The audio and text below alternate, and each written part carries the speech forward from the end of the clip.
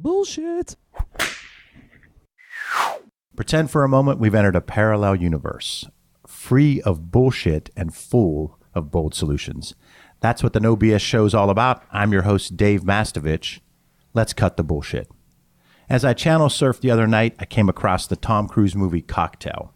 I'm not sure why, but Cocktail is one of those movies I end up watching for at least 10 minutes every time I stumble onto it. The premise is that Brian Flanagan, played by Cruise, leaves the military and goes to the big city to make his fortune. He's unable to find the job that he wants without experience or a college degree. He enrolls in business school and meets bar manager Doug Coughlin, played by Brian Brown, who hires him. In typical Cruise fashion, he becomes the coolest bartender of all time, tosses bottles of liquor in the air without breaking glass or spilling anything, takes 3 minutes to make one drink while dozens of bar patrons excitedly watch him and never complain. All the while, Coughlin provides cynical commentary on life. I clicked on just as Flanagan was writing his own obituary for one of his college classes. He makes himself a billionaire senator who died in the arms of his seventh wife, who happened to be about 60 years younger. Hey, he was writing his own life story. Why not make it big? Storytelling for you and your company isn't like Flanagan's fake obituary. You can't just make things up and hope people believe it. You do need to focus on what makes you unique. Here are 6 steps to help you build your story around your customers. Number 1, focus on your 2 whys, your why or reason for being, and your customer's why or reason for buying. Number 2, create personas of your ideal customers. What makes them tick? How do they think, feel, act? 3, make it real, authentic, believable, so your story resonates with your target audiences. 4, solve it with a kiss. Keep it strategically simple, KISS. Keep it strategically simple and focus on solving your customers' problems. 5, test, tell, tweak. Practice your story. Tell it again and again. Tweak it based on what resonates. And 6, repeat. Storytelling isn't a one-time thing. Tell your story multiple times through multiple mediums, adjusting based on the vehicle and how your audience consumes content. Our guest today is Charlie Schliebs, who has over 30 years' experience as a deal maker and strategic advisor in a variety of industries, first as a lawyer and more recently as an investment banker, venture capitalist, and private equity professional. Charlie's the managing director of Stone Pier Capital Advisors. Charlie, welcome to the show. Thank you very much. Glad to be here. So, Charlie, we start things off by asking our guests to tell us a little bit about themselves. So talk about your background, your career path. Grew up in Kansas City, Missouri, son of a pipe fitter, and was the first generation person in my family to go to college. And when I was talking to my high school counselor about that, my father had passed away when I was 16. I said, hey, I can't go to a college where I just get a degree in English or history or something like that and come out, because then I won't be able to get a job. So what shall I do? And he said, well, maybe you want to go to business school. And I said, okay, that will get me a job when I get out? He said, yeah, probably will. I said, where should I go? And he said, the Wharton School at the University of Pennsylvania. I said, never heard of it. He said, trust me, it's good. Try to get in. I think you might have a chance. So I sent off a postcard to the Horton School, Horton, and to my surprise, got a very nice reply and an application. And I wound up going to Wharton in part on a scholarship for the sons of pipe fitters, interestingly enough, not the daughters. That was a while ago, obviously. And then when I was at Wharton, one of the required courses was a business law course. I did the best in the class, and the professor said, you really ought to go to law school. So I wound up getting a full scholarship to law school at Vanderbilt University. So that's how I got started, and then I went back home to Kansas City, joined one of the best law firms there, and became a partner. And then when I got married, when I was about 31, I just felt that was a good time to maybe think about something else. And a classmate from law school called me from Nashville, where he was working for the largest company in the state, the largest hospital company in the world. And he said, wow, we have a position here that you would be absolutely perfect for. So I wound up, we moved to Nashville, and that was my first in-house experience at a major multi-billion-dollar company. And Nashville had some issues, as it turns out. Even within a major corporation like that, the founders of the company, who were all still around at that point in time, had issues with being anti-Semitic, racist, even anti-Catholic. It was an amazing environment because the company was so incredibly successful and did such a great job, and people worked really hard, yet those elements were running through the company. And it was a very difficult thing. I wasn't Jewish of a minority, or I wasn't Catholic, but it still bothered me horrendously. And it bothered my wife as well. And so we looked all around the United States for a city that we would like to go to. And even though at that point in time, Pittsburgh was reputedly not at all recovered from the debacle of the steel and other metals industries in the late 70s, early 80s. But we loved Pittsburgh, and we wound up picking between Pittsburgh and Minneapolis at the end of the day, and Scottsdale, Arizona were the three. And we chose Pittsburgh. And we've been here ever since, and we've loved it. Came here and joined a Fortune 125 company that is no longer existing in Pittsburgh. And it was an amazing experience because I walked right into a company at a high level, even from my very young age, and saw that it was so horribly run, it was beyond belief. It didn't have the elements that caused me to leave Nashville in it, but there were senior executives walking around the executive suite drunk during the day, and there were things that I felt were incredibly unethical that were going on. And so after a relatively short period of time, I said, I can't stay there any longer. So I went back to the concept of after I tried to do a leverage buyout of the General Motors motorhome division that was going to happen, but for the 1987 stock market crash. I and some other folks had spent a year and a half working that up, and it was going to happen, and then the crash came, and so it fell apart. So I went back to my roots as a private practice lawyer, and I created a business plan after noticing that no law firm based outside of Pittsburgh had an office in Pittsburgh at that point in time. That was early 1988. And I said, wow, if I could have one law firm locate here in Pittsburgh, what would that be? And I started talking to a lot of different people and getting different ideas. Came to the conclusion that the first choice would be a firm based then out of Cleveland called Jones Day, Revis & Pogue, now just called Jones Day. And I had relationships with Jones Day over the years and knew some people there. Created a business plan, went to the then managing partner, Dick Pogue, and he said, I get 5 of these a week, but I'll give you 15 minutes. And I went up to Cleveland with the business plan, and the 15 minutes became a 6-hour meeting. And towards the end of 1988, I joined Jones Day as a partner, and we opened the Pittsburgh office of Jones Day. Let me stop you because I have so much I have to ask about. Okay. And we'll go back into Sure. 88. So let's go back to the high school, and obviously the tragedy of losing your father is a significant life event.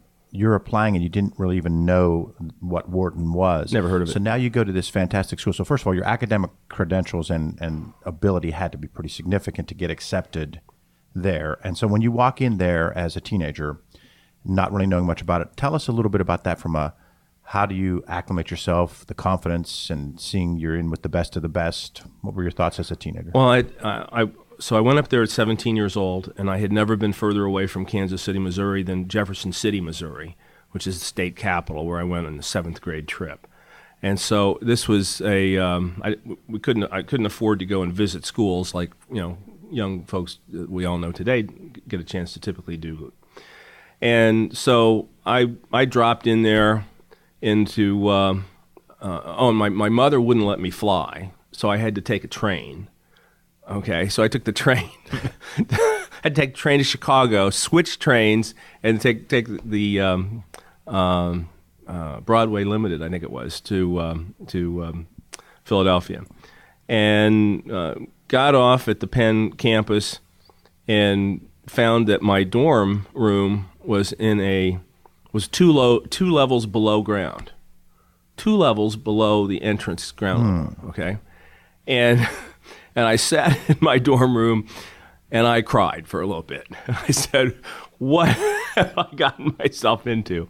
But fortunately, I pulled myself up by my bootstraps and got squared away. And it was certainly an adjustment. It was definitely a serious adjustment. So you do well there, and you get into another great school, Vanderbilt, for law school.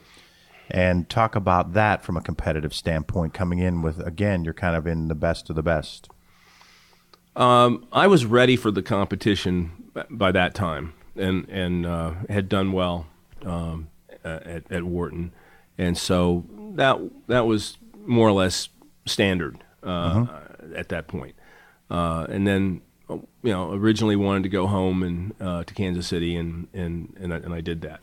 So that's my next one. Is that so? Now at 31 years old, you make the decision to leave the hometown, the comforts of home, the stability of home. You've made it. You've left and come back, and I was a partner in this law firm. I was the youngest partner in the history of the firm. So you've got the career track. You take a bold move. At that point in time, it was interesting. It's a good question. I looked at Kansas City, and as much as I loved it then and love it now, I'm a huge Chiefs fan, a huge Royals fan. I said you had a big weekend. Yeah, I had about a big year so far. Yeah, exactly. At that point in time, early 80s, I did not think Kansas City's growth potential was good. I had all kinds of questions about it. There was no truly major university in Kansas City. It was a weakness of the town that I thought existed. Some other weaknesses, and I in that case, I'm glad to say for Kansas City that I made an error. Kansas City's done great, and it's a spectacular place. And all the things that I thought would never happen, I was wrong. They've happened. But that allowed me to go ahead and decide to make that jump. Well, you gave a couple examples, and I might mess you up because we talked about this question, but I just think it might be perfect to use this as your example of we talk about bullshit in the workplace when you just had to say that's BS. Would that possibly be the cultural issues that you found at that job? I actually thought, yes, all right, absolutely. Let's talk about that. That sounds horrific. I have so many anecdotal stories along those lines, it will make your skin crawl. But I'll give you one, for example. The vice president and treasurer of Hospital Corporation of America at the time was an African-American man, a very polished, sharp-looking man, Harvard Business School grad.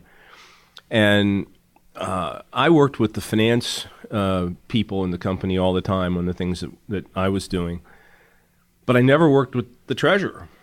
And I thought that was a little odd. And I would walk by the treasurer's office, and in contrast to any other executive at the highest levels in the company, his desk was always spotless. There was never anything on it. And I ran into him once, and I said, I'm just incredibly impressed with how you must be so well organized, because every single time there's nothing on your desk. And so he said, well, why don't we go and have a drink sometime after work? And I said, great, I'd love to get to know you. So he wound up telling me that there was never anything on his desk because they wouldn't give him anything to do.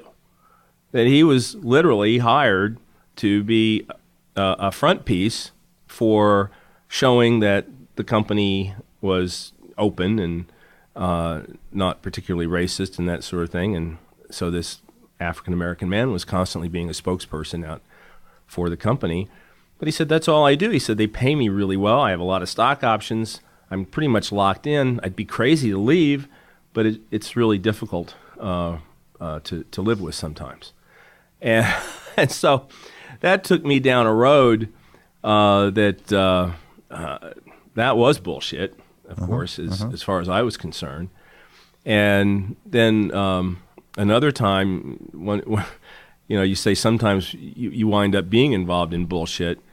One of the things I did was I reviewed all the sensitive press releases, particularly that had anything to do with securities law. And so I got to know the people in the communications department pretty well. So one day, one of the guys comes to me and he said, I got a press release I want you to look at.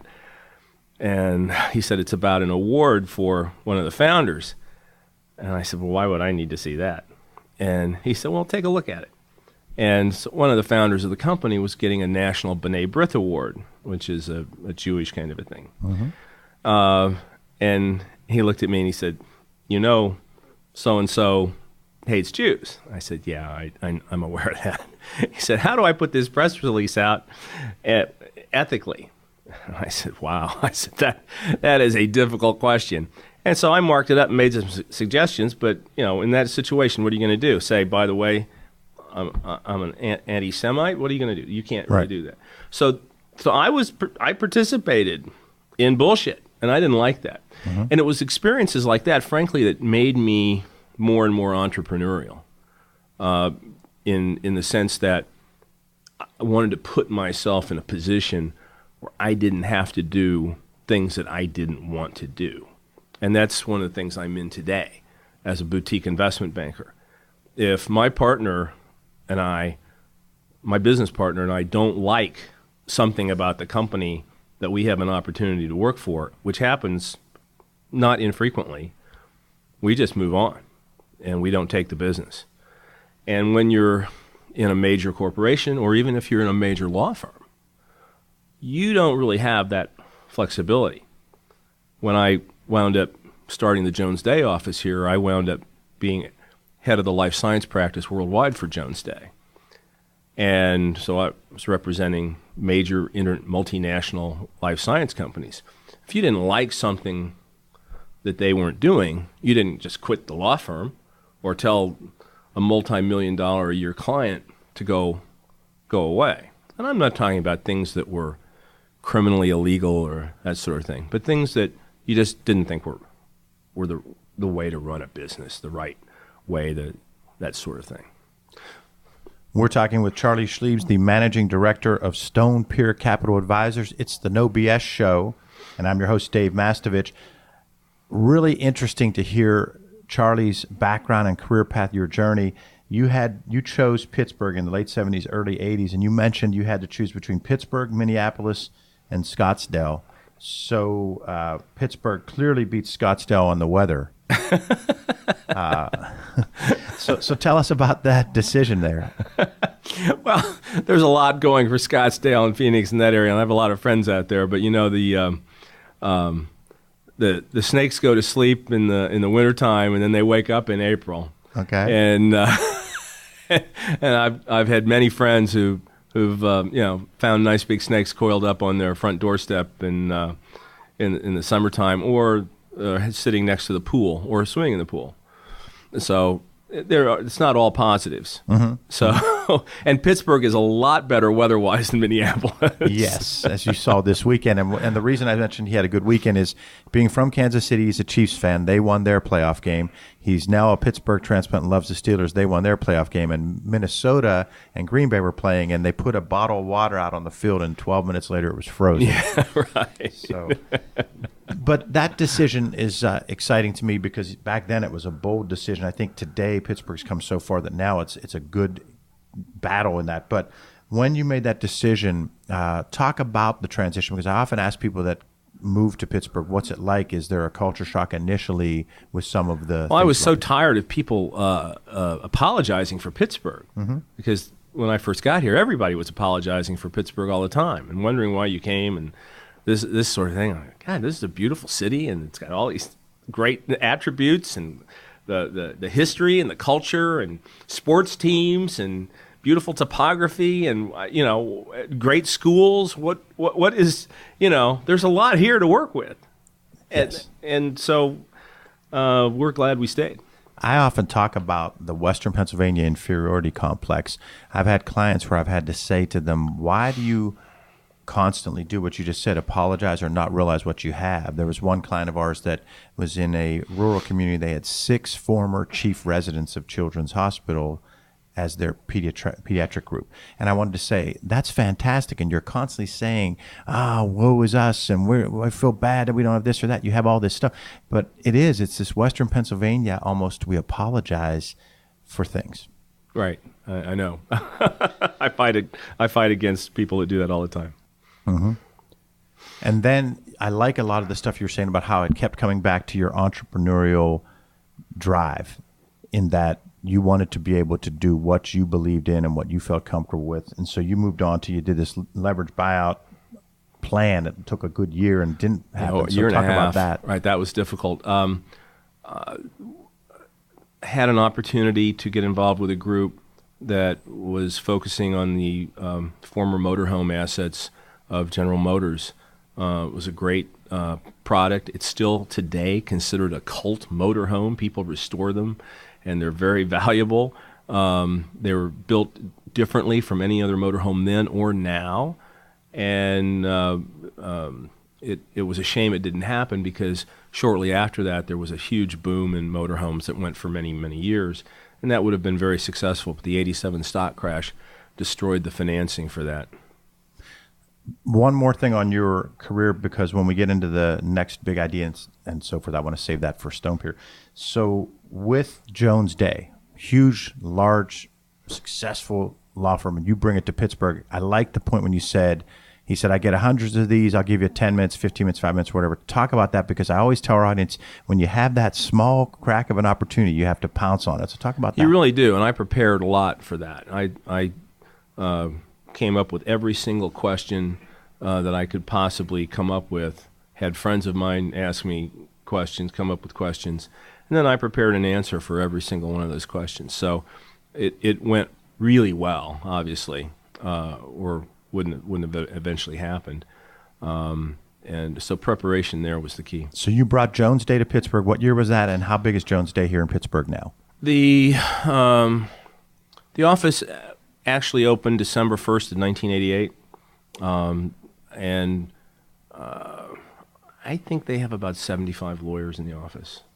So it's a big economic impact from you preparing for that 15-minute meeting for our region. Yeah, it is, and those lawyers work all around the world. You're in a firm like that, you're not constricted to just the region, and so, like I said, I was the life sciences practice head for the whole world, and so it was a great opportunity.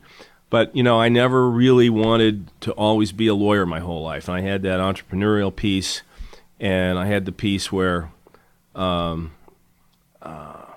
wanted to be able to call my own shots and that sort of thing. So in 2000, I set up a boutique venture capital firm. And at one point in time, then we set up an affiliated boutique investment bank, and it made sense for me to switch over to that and do that full time, which is now separate from the original organization, because I made a career change in terms of my industry interest. That venture capital firm that I co-founded was focused on healthcare and life sciences, medical devices, things like that. But in early 2008, I had a transformational opportunity come to me. I'm driving along, I get a phone call from an old friend who says, "Hey, I just got a great new job, and I've been given the responsibility to take the company into Pennsylvania in a huge way." And I said, "Great, what are you talking about?" And he said, "It's Chesapeake Energy." And I said, "What's Chesapeake Energy? Is that like a utility in Annapolis?" And he said, No, it's a natural gas firm. It's the second largest natural gas firm in the United States." I said, "Never heard of it." That's how literally completely unaware I was of that sort of thing at that point in time. To make a long story short, he asked me to do him a couple favors, and I did them well, very quickly. And so he said, my gosh, we need to get you involved. And I said, no, I can't because I don't know anything about your industry. He said, don't worry, we'll introduce you to Aubrey McClendon, the founder and CEO. I said, who's that, et cetera. Got flown down to Oklahoma City where the company's headquartered in a Gulfstream G550 and spent a day and a half with Aubrey, and then eventually got trained by all the top executives there in all the different aspects of shale gas, so I could come back here and help them get established in Pennsylvania. And they became by far the largest leaseholder with at the maximum point was 1.8 million acres in Pennsylvania. Now they had financial issues, they overextended themselves, they were over-leveraged, et cetera. So that has kind of changed the situation. Aubrey's no longer with the company, but I got trained and got deep into the entire natural gas field and realized just what Aubrey and his colleagues told me back in early 2008, that this was going to change America, it was going to change Pennsylvania, it was going to give America the chance to have energy independence, all of which, when they were telling me that in early 2008, I said, oh, that's bullshit. You know, these people have lost their minds, right? Okay. Well, of course, they hadn't. They lost their minds in terms of over-leveraging the company, but they didn't lose their minds in terms of the vision for the country and shale gas. So in our Stone Pier Capital Advisors, a very large percentage of what we do is in the energy space. And that also got me into my nonprofit passion, which is the Pittsburgh Energy Innovation Center, which is, if you're not familiar with it yet, we raised $45 million from a piece of paper to build what is the largest energy innovation center in the world at 200,000 square feet, and we have another 100,000 square feet pegged for phase 2, and we've got $20 million earmarked for phase 2. Let's talk about that for a minute, because you heard in my rant, I mentioned one of the 6 major steps of marketing and messaging is to answer your 2 whys, your why, your reason for being, and your customer's why, your reason for buying. And then you meld those 2 together to come up with a central theme, a core message, or one big idea. When you're talking about the Energy Innovation Center, what are the 2 whys, your why, or reason for being, and your customer's why, and what is your big idea with the Energy Innovation Center? That's a great question. The Energy Innovation Center is a rehabilitated building. It was originally the Connolly Trade School, which was built in 1930 as literally the most advanced and largest high school trade school in the United States.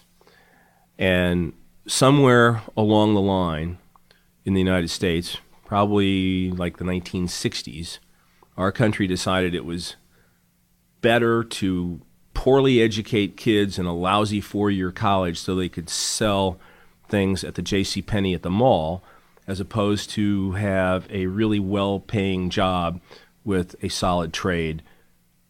And all those kinds of programs like the Connolly Trade School across the country went into almost complete disuse. And several people here in Pittsburgh had the vision when they looked at that building and said, you know, with the energy industry, not just shale gas, but all forms of energy industry, renewables, obviously Westinghouse Nuclear is here with thousands of employees, et cetera. The energy industry is a huge part of Western Pennsylvania for the future. We need to be training people for jobs in that industry. Those jobs are not all 4-year college degree jobs. They are, in many cases, apprenticeship type positions and 2-year technical school type positions and that sort of thing. So the vision was, let's create an energy innovation center with several different focuses, one of which is workforce development. So we start with kids as early as 3rd grade, and we have programs that actually go all the way through postgraduate training. So and everything in between. So it's a vision to make a real impact here in the region, and then also to do energy research, The University of Pittsburgh Center for Energy is essentially, it seems to me, moving into our facility with a huge operation. And they're focused on energy storage and the energy grids and that sort of thing. And if ever we're going to have all renewables, like a lot of people seem to want, it's never going to happen until we have got energy storage capabilities and energy grid capabilities that are far different from what we have today. So that research is going on, but we're energy agnostic. We're pro-developing all the energy industries, and it's an exciting place to be. There's a lot going on. The Energy Innovation Center, a huge, big idea, tying back to workforce training and development, tying back to gold-collar jobs as opposed to blue or white-collar jobs, tying back to helping the region position itself beyond eds and meds and add energy to that, and also taking into account an existing structure that you can turn into something special. Well said. A heck of an idea by Charlie Schliebs, the managing director. No, not my idea. Please don't. not just his. Not my idea. I came in a little bit after the people got started. Well, it's the big idea of the Energy Innovation Center. Yes, I don't want to. You're a very humble man, and I apologize for that. I certainly got excited by it, and the real credit goes to people like Bob Meter, who's the founding president, and Bill Recker, who's the founding chairman. So, Charlie, how can listeners contact you if they'd like to learn more about what you do? They can email me at charlie.schliebs, SCHLIEBS, at stonepiercapital.com, or they can reach out and give me a call. They can check our website, and we'd be happy to talk to them. Charlie, this was educational for me and I'm sure our audience, so it was a lot of fun. Thanks for being on the show. Thank you for having me. And to our audience, thanks for joining us for the No Bullshit Marketing Podcast. Visit nobullshitmarketing.biz, B-I-Z, for show notes plus additional marketing and messaging resources. Are you signed up for light reading yet? You'll receive valuable strategies every other week to improve your marketing and transform your message. It really is light, intended to be read in 2 minutes or less, and it just might trigger bright ideas for you. To sign up, visit masssolutions.biz. Remember, ask yourself, what's the big idea? And build your story around the answer. It's all about bold solutions